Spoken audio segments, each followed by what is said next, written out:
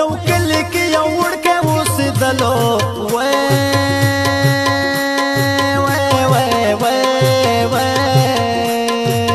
ښکلی ځوان و لکه ګل به ښکارېدلو په رښتیا چې عقلمن و حیادار و د مشرانو کشرانو خدمتګار و نر زلمی و حقیقت کی وفادار و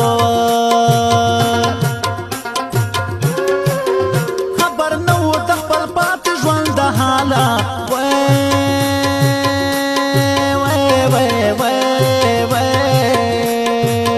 پرېمینه شوه ګوڼکې کلیواله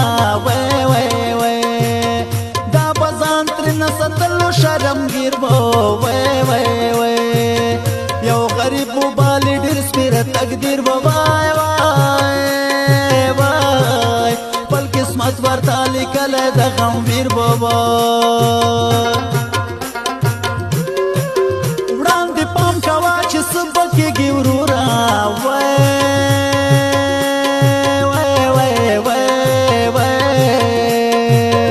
د جلکۍ ورته راووتله کوره غالي غلي به هلک ته خندېدله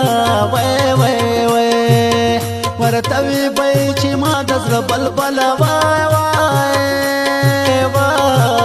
ورځ په ورځ به د دوی مینه زیاتېدله